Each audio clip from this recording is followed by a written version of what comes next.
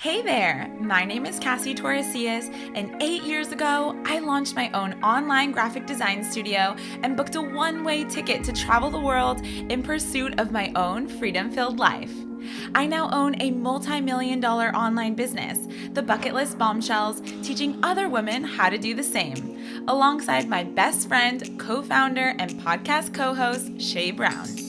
Around here, we believe that your crazy dreams aren't crazy, and that it's time for you to start creating the life and career that you dream about too.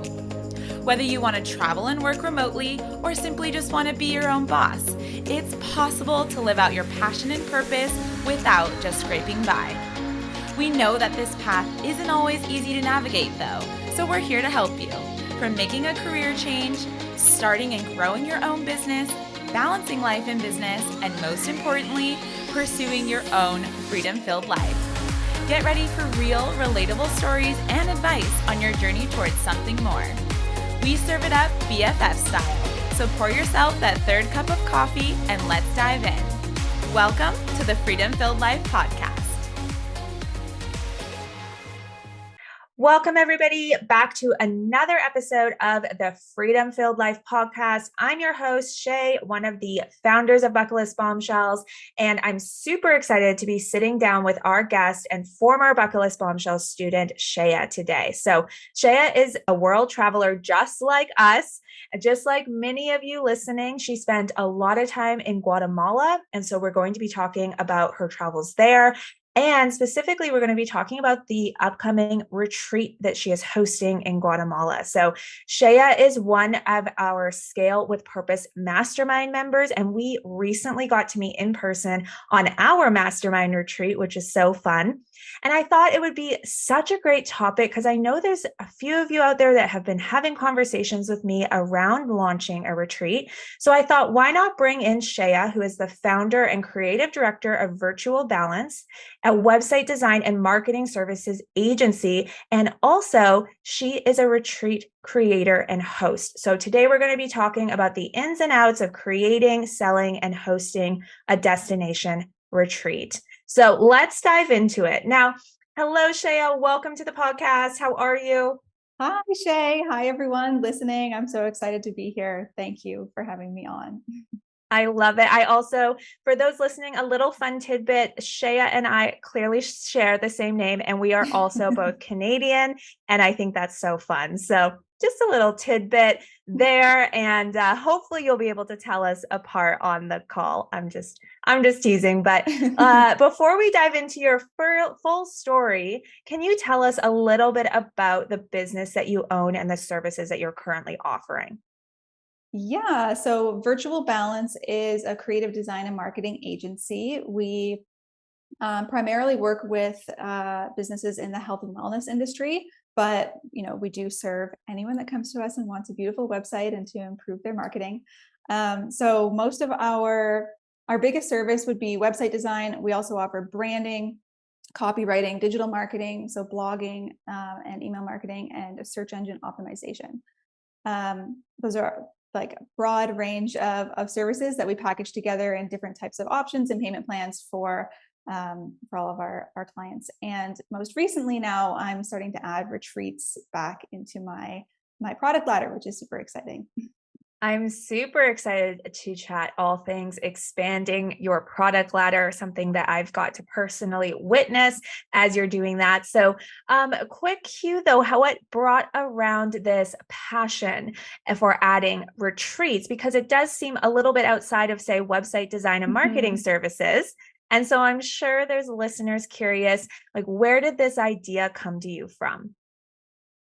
Yeah, so I've wanted for a long time to add retreats back into my business. And I always thought it was kind of like a weird thing to mix with design and marketing. Like you don't see a lot of, website designers hosting retreats. But I'll take you guys back a little bit and share a little bit of my entrepreneurial story. So before I started my first business, I was working a corporate job in the hospital. I was in health records and not really happy there, which a lot of people listening I know can relate to not loving their full-time jobs. And that's why we start businesses, right? Um, so I was first passionate about health and wellness, and I love to travel. So I spent all of my vacation time going backpacking on different trips. I spent about 2 months in India where I did my yoga teacher training. And I also studied holistic nutrition on the side when I was working in the hospital. So I had all of these skills and a desire to travel, and kind of decided then I was going to start my health and wellness business, teaching yoga and holistic nutrition and combining that with travel. So I was hosting a lot of wellness retreats. I did some in country, like weekend retreats and day retreats around my city and province and in Canada. And then I hosted my first retreat abroad in Nicaragua, just before the pandemic, and it was the most amazing experience I had ever done. And I always wanted to host another retreat.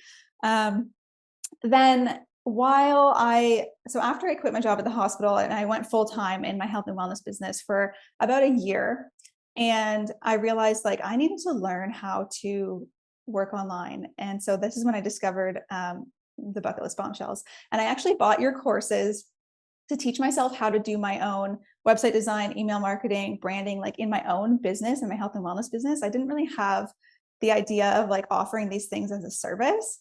And the more that I did it in my own business, I kind of fell in love with the design and marketing. And I had a lot of peers in the industry asking me, like, how did you do your website? How do you run your socials and your email marketing?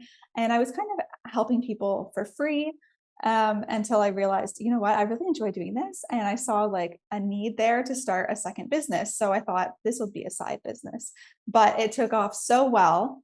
Virtuwell Balance, that is. And so actually nutrition and yoga became a side business hobby, um, which is why I want to bring that back into my design and marketing business. But Virtuwell Balance was launched then in 2019 and has been going strong ever since. We're almost 4 years now, and it grew from just myself to now I have a team of 5 plus myself is 6, and we're offering all the different types of services that I mentioned in the beginning. And our niche is within health and wellness because that just made sense based on my background. So that's where I'm at now. And I missed so much. Like I said, the hosting my retreat in Nicaragua was my most favorite thing I've ever done. And I always wanted to bring like retreats and health and wellness back into design and marketing, but I didn't really know how to make that happen. I had like thoughts about it would be like a weird mix. And especially during COVID, I saw there was kind of a need for it. There was like a lot of people desiring connection and travel, especially now, like post COVID. So retreats are really popular right now and picking up. And I thought, I'm just going to do it. I'm going to host I'll just advertise, start a wait list that I'm going to do a wellness retreat for entrepreneurs. And we've had a good amount of success so far. And it's kind of a passion project for me now. So I'm just really excited about it. I love that. I love that when our businesses give us the opportunity to explore other passions outside of just the products and services that we offer. So I think it's so fun to see you adding this on, and you are doing something that you're just so excited to do, and it's just bringing you so much joy. And I'm excited to talk more right now about how you designed that and how you brought that into your life. So when you Mm-hmm. decided to create a retreat, how did you go about choosing the topics, the activities, as well as your target audience? Yeah. So I actually have a freebie for you guys, for your audience, which is on my website. We can link in the show notes. It's virtualbalance.com/bucket list. And it's a retreat planning guide for you guys that I put together, basically breaking down like all my steps that I go through when I'm starting to plan a new retreat. And we kind of go through some of this stuff in there. So definitely grab that if you want to work through it. But I like to begin with a brain dump of like bigger picture ideas. So think of your attendees and like the journey you want to take them on from starting point to outcome. So like how are they feeling? What are they experiencing before and when they sign up for your retreat? And then what's the outcome that you want them to feel or experience after the retreat? And then when you have those two pieces of like the starting point and the outcome that you want them to achieve, you can start to craft the experiences and the theme and topics and activities to do in the retreat that are going to help bridge that gap and like get them there to the outcome. if that Mm-hmm. makes sense. Yeah, that does. Absolutely. And so when you're thinking about is it activities or is it workshops? What type of retreats do you host? Because I know you attended our mastermind retreat and we did workshop sessions. So we really took our teaching style and Mhm. packaged it together into a way that we were giving you basically bite-sized trainings throughout our time together and then time to implement and digest. So our result obviously was very focused on what can we do to move your business forward. So when with your retreat, can you talk to me a little bit about, is it activities or workshops? What are we doing when it comes to helping someone decide what to offer in their retreat? Yeah, so I think it can like vary and depend greatly, like based Mm-hmm. on like your services, your type of business, your audience. Like there's so many different types of retreats out there. But like to use mine for an example, like Yeah. we are, it's going to be a wellness retreat for entrepreneurs. And at first I thought I wanted to do, because my main target audience in my business now is health and wellness businesses. So at first I was going to do like wellness retreats for health and wellness entrepreneurs. But I also work with and have a lot of people in my community who are not health and wellness entrepreneurs, but they are entrepreneurs and they work online and they have an in-person business and they're just like lacking the community and connection. So this would be like the starting points that Mm-hmm. I thought about in their journey, or that I learned from market research and just like talking to my audience, right?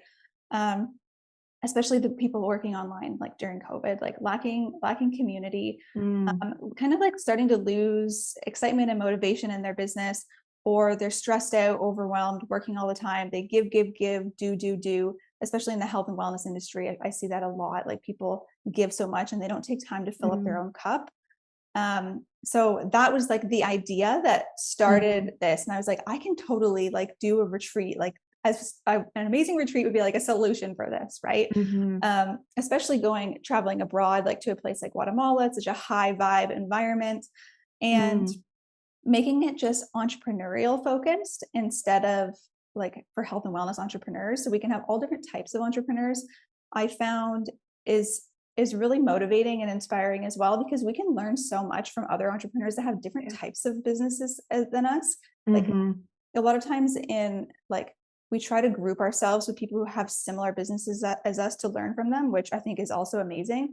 But since I've moved back home and I'm now in my like local community where I was living away for like 4 or 5 years and just moved back home, and I've been interacting with a lot of local businesses who they have completely different businesses as me, and I learn so much about them in terms of like their team and their operations and Mm-hmm. finances. So I just wanted to gather like entrepreneurs in general who want to feel that connection, that motivation again, get inspired by like being around other entrepreneurs, because we always like motivate each other and get each other like feeling like pumped up.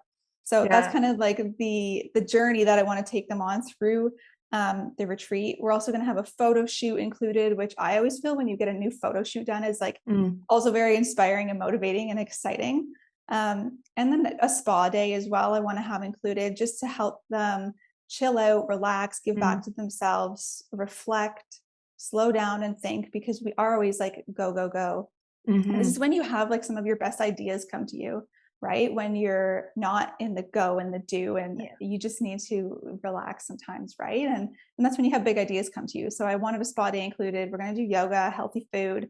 So it is like entrepreneurial focused, but with like a little bit of a wellness twist. So that's kind of like the Mm-hmm. journey um, that I'm planning to take people on through my retreat. But yeah, really just thinking of like your target audience and where they're at, and then where you want them to end up, and what types of things you can do in the retreat to help them get there. So it could be workshops, it could be like activities like yoga, or doing a spa day, or maybe you go on like a cultural tour, or you want them to connect with nature, so you take them out to like a farm, or like there's so many things that you can do. And I think the location plays a big part as well. Like for example, if you were hosting like I don't know, like a psychedelic mushroom retreat. You wouldn't want to be like downtown in Toronto, right? You want to be probably like Yeah. somewhere in nature, right? Mm-hmm. So Mm-hmm. having that in mind, like the theme of your retreat,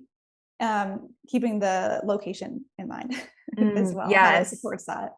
Yeah, that was so helpful. I was curious, how did you go about deciding on a country and venues, and kind of to bounce off of what you were just saying, is there any kind of general advice or tips or tricks for basically choosing a location, and that might be out of your home country, and what does that look like? And Mhm. then booking a venue, like what type of venues um, should we be looking at when we're hosting retreats? Yeah, so again, like this really varies. I feel like I'm Yeah. saying that, but No, of course. like for our retreat with the Scale with Purpose Mastermind in Hmm. Mexico, like it was Hmm. very small and intimate. We had an Hmm. Airbnb, a beautiful like a beach Airbnb. It was lovely, but it was like just us, and we didn't have Hmm. like staff coming in, and that was like more of an intimate experience, which was Yeah. lovely. But maybe if you have like a bigger group, and you don't want to be taking care of like, you know, prepping meals or things like that, then maybe you need like a venue that's going to have like a housekeeper or a chef or like some meals included or something like that. Hmm. Um, but when you're booking abroad, it's always nice. I always find it's really nice if you can go there. Like if you've ever been on a trip and you're like, oh, I really love this place, like maybe you consider maybe hosting a retreat there because you've been there before and you love it and it has like Hmm. a special meaning to you, right? Also, if you talk with venues abroad and like let them know like you're a retreat host and you want to bring a group there, sometimes they give you a discount to go on a trip there yourself first, to check Hmm. it out. um, or if you pay for your full price, where for you to go and check it out, and then when you go on the trip you get to go for free. Like there's lots of different things venues will help you out with as well when it's abroad. But Hmm. doing lots of research as well and just like asking your audience like where would you guys love to travel to, and keeping like your length of time in mind as well. Like if you're only Hmm. hosting a 3 or 4 day retreat and you're like in North America, you probably don't want to take people to like Japan for like, Yeah. 3 days, right? Like that would be like a 10-day retreat probably, so distance is important as well with like length of Hmm. time. And I just want to speak to that as well, because you kind of brought up the location of Mexico and us hosting the retreat there, and we are so familiar and we love Mexico, specifically Playa del Carmen. Mhm. Cassie and I have lived there on and off many times. I was just recently living there for an extended period of time, and it holds such a special place in our hearts. And so we wanted you guys to experience that. You got to experience the cafe that Cassie and I met at, and we Yeah, did that it was so because fun. thinking of our target audience, you were all BB students. And so you've seen our journey since we started our business in Mexico. And so we wanted to bring you there, and just, we feel so connected to Hmm. that spot. And so it was really fun for us. So going back to picking a place that you're familiar with, I will say it made the logistics much easier. We had someone on the Yeah. ground helping us. As you know, Sandra was there, and she was helping us organize different things and book all of the restaurants and help with the accommodations and all of that. And that was so handy. And then because we were so familiar with it. So I would recommend that for a lot of people for their first retreat, is picking a place that they're familiar with, or absolutely going, like you were suggesting, going Hmm. there ahead of time. And then thinking about your target audience. Everybody was coming from the States or Canada, and we thought, oh, Mexico's perfect. Because Yeah. yes, would we have loved to take you all back to Bali, which is also a special place in our heart. But for a 3-day retreat, is making you guys travel 24 hours doesn't really work. Yeah, So exactly. I love that. That was such great advice. Mhm. So to bring it back into the business side of things, in your opinion, how does a retreat benefit or fit into a product ladder? So this could be using the example of your business, or advice that you would like to provide someone else. Yeah, I think it's a great idea and a great addition, and can really fit with any type of business. Like at first, when I was thinking this would really fit with design and marketing, like the more I researched it, there's a lot of people in designing marketing and especially coaching and like in all industries who are hosting retreats.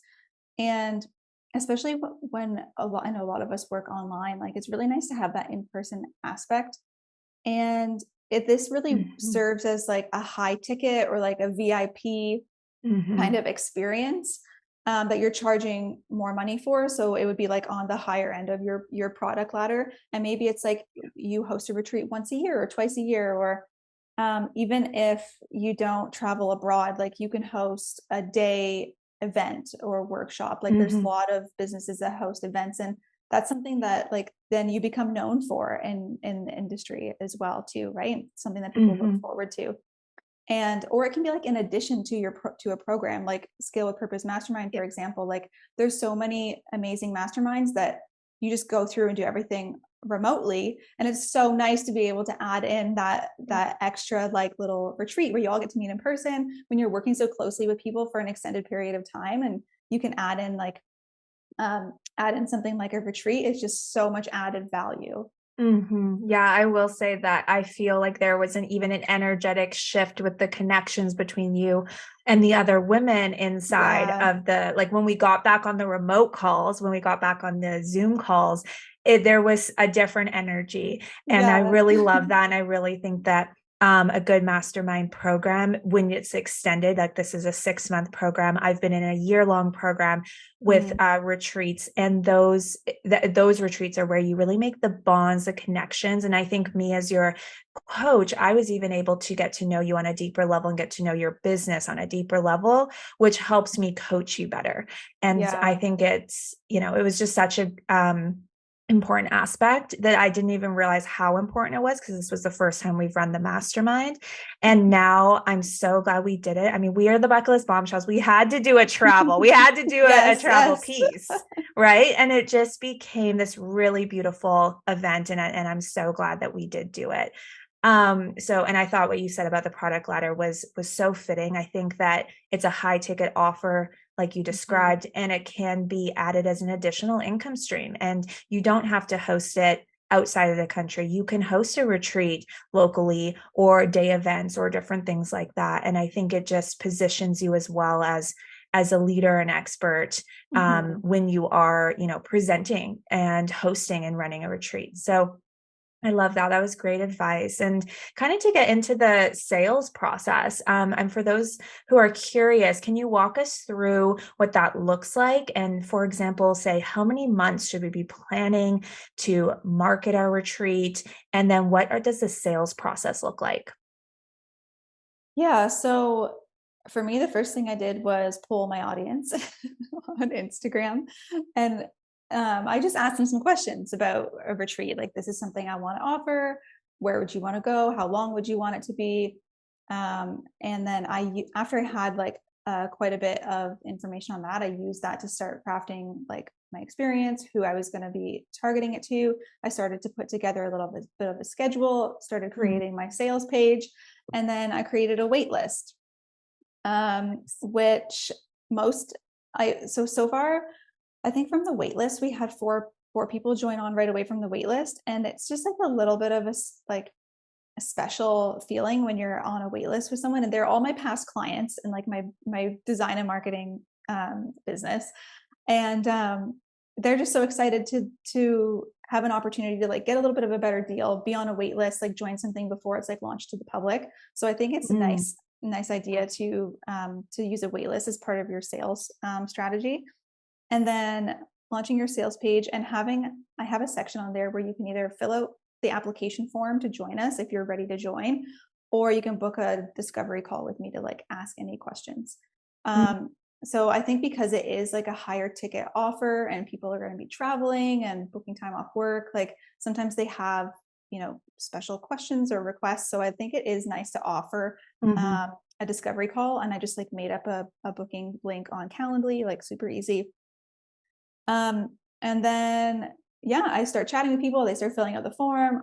They let me know if they want to pay in full, pay a deposit, or a payment plan. And I just set that up like on the back end in 17 Hats is the system that I use.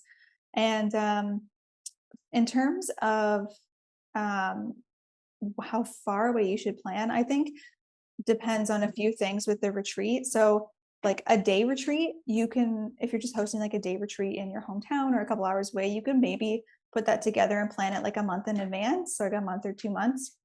A weekend like a getaway retreat, maybe like 3 months or so, like by the time you book an Airbnb or a venue and, organize things for that.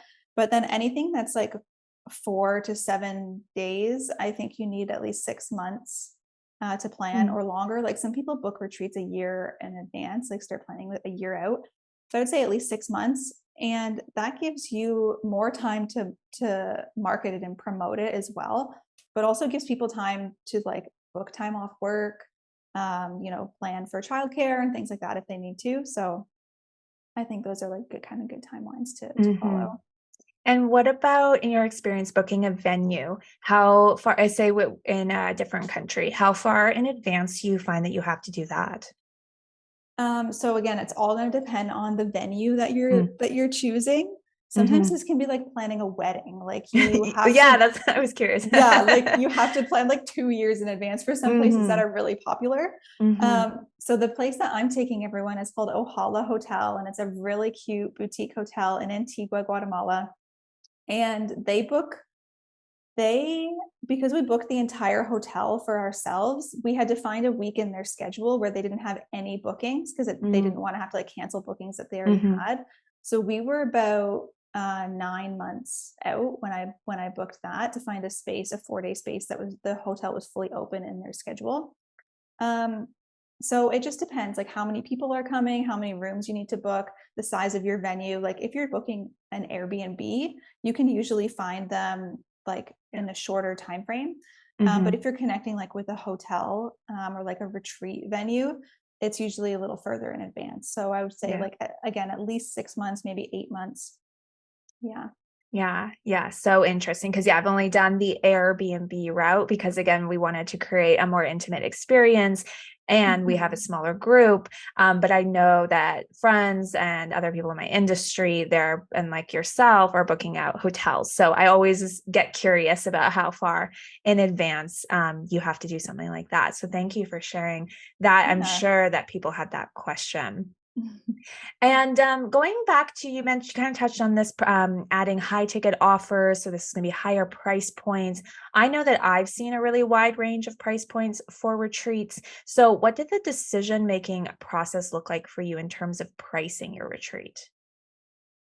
Yeah, so this has changed a lot for me from when I Mm. used to host retreats in my health and wellness business to now.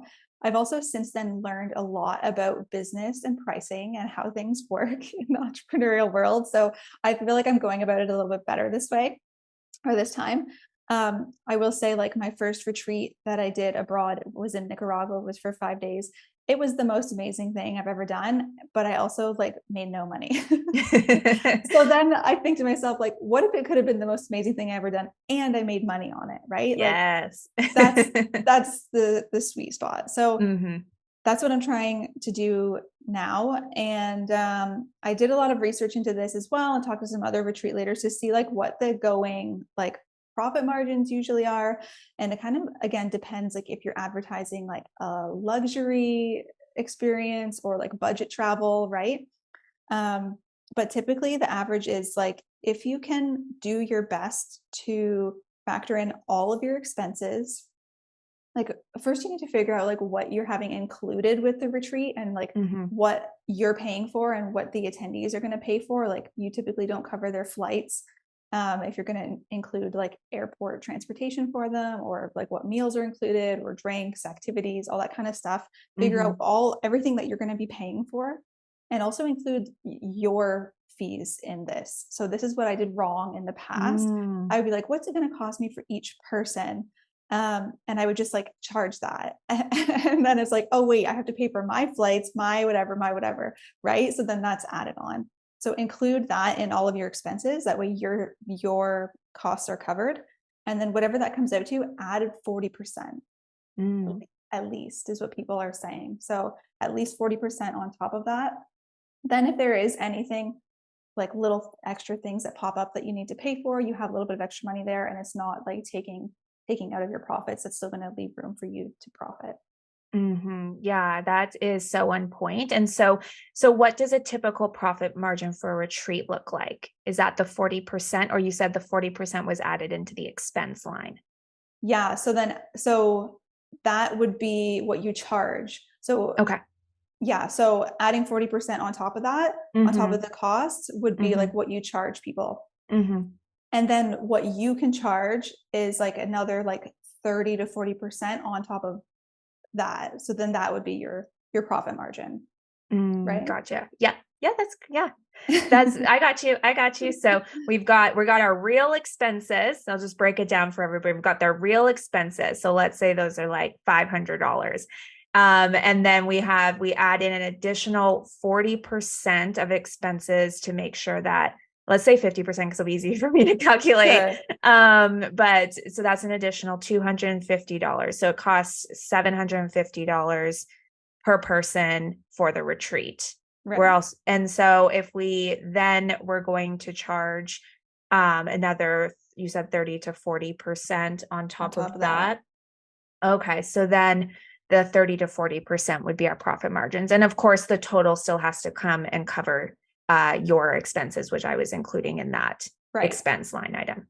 Yep. Amazing. Okay. So we're looking at like 30 to 40% profit margins. That's fantastic, because back like when I knew people hosting in Bali, their profit margins were so slim. And I think they were doing maybe what you were doing in the beginning, maybe not considering their costs, or maybe not even adding extra, like your time is also valuable. Your knowledge, we're going to talk a little bit about how you show up as a leader.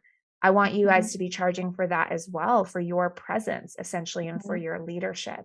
And your time and your trust. Like people trust, like, especially if you've been to a place before, like a lot of the people in my audience know that I spent like close to 2 years living in Guatemala. So they know that I'm planning it in a town where I lived, and they trust that I'm going to pick like good places, good activities, good restaurants and things like that. And they're excited to like come and be a part of that.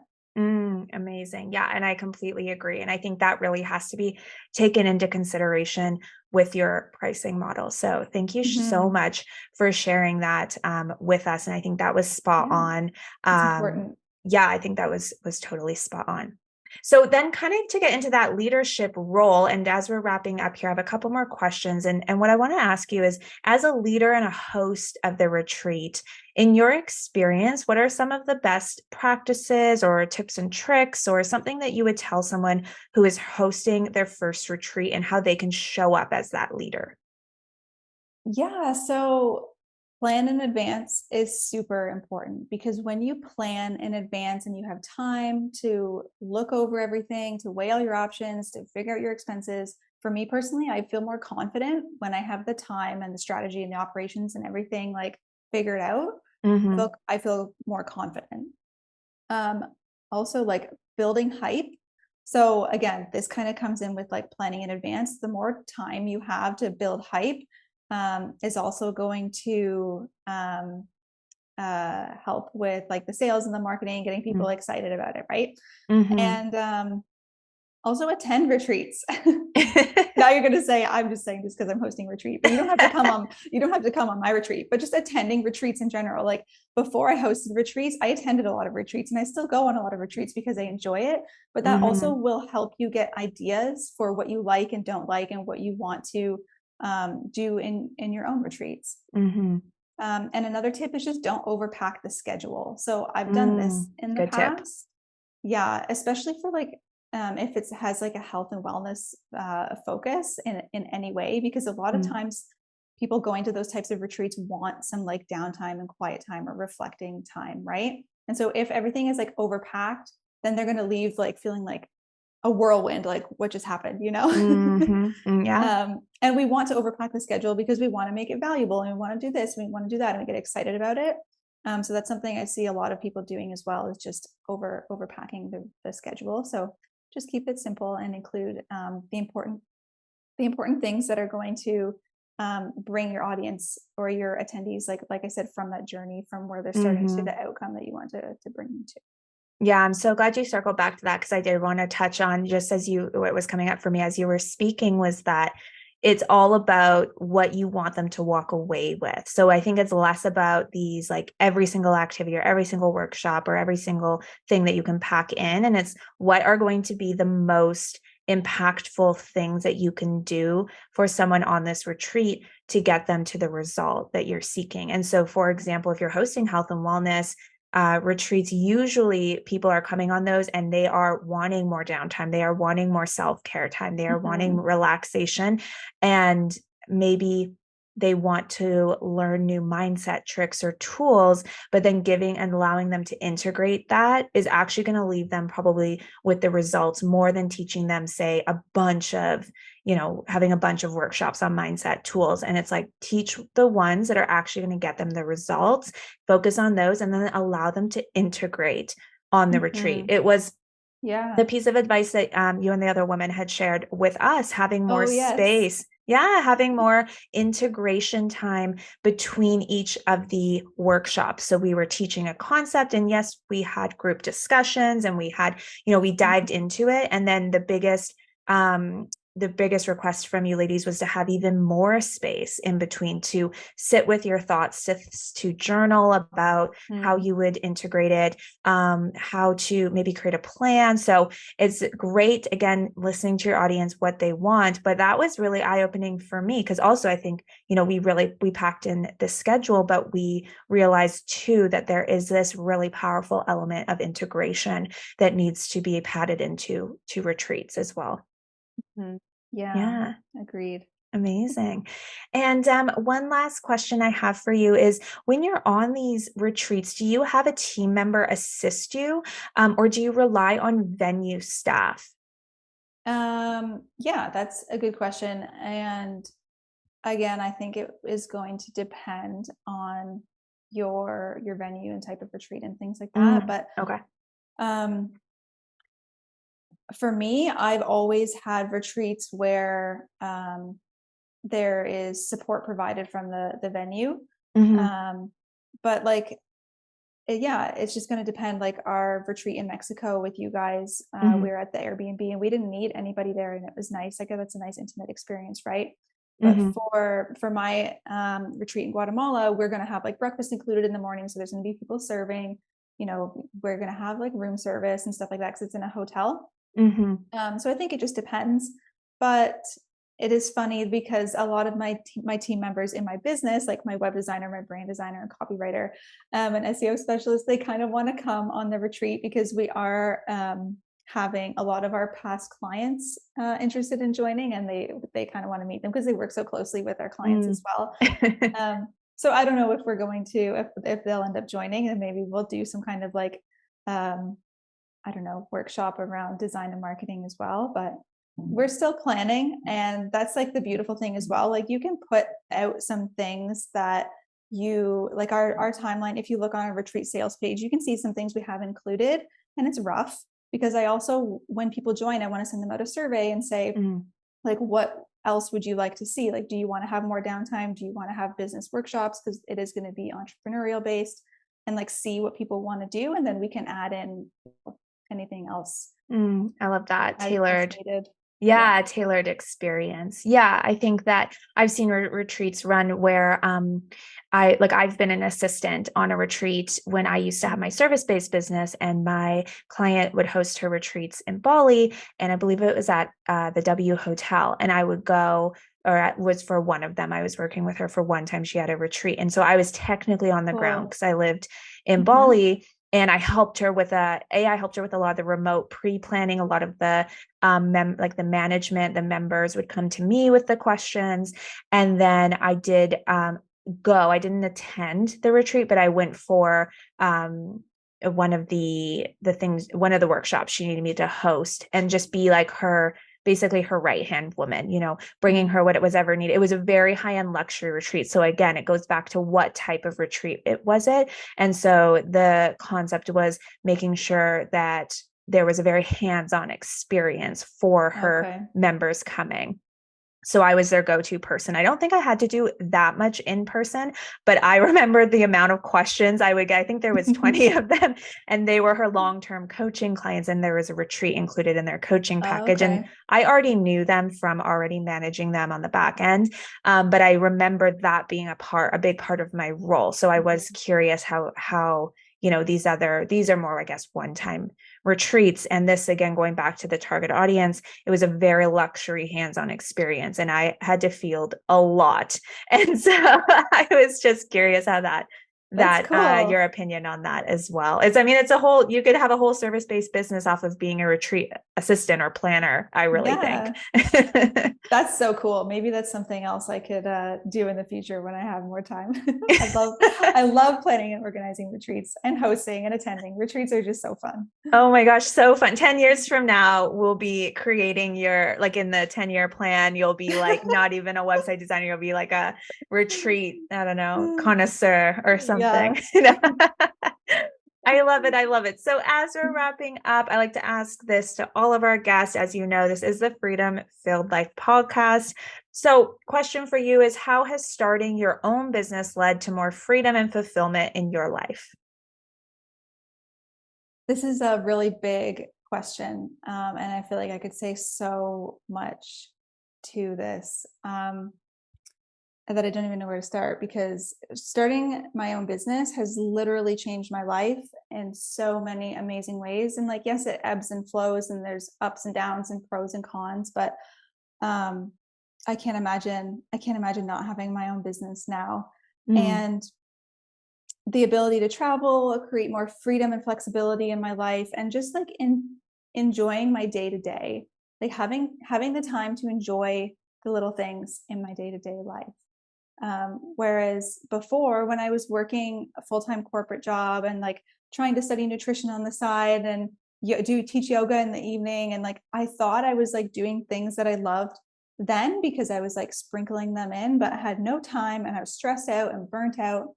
And it wasn't until I quit my full time job and made those things my business, um, that I really found like the joy in life that I enjoy now. And my business has changed and evolved and grown so much.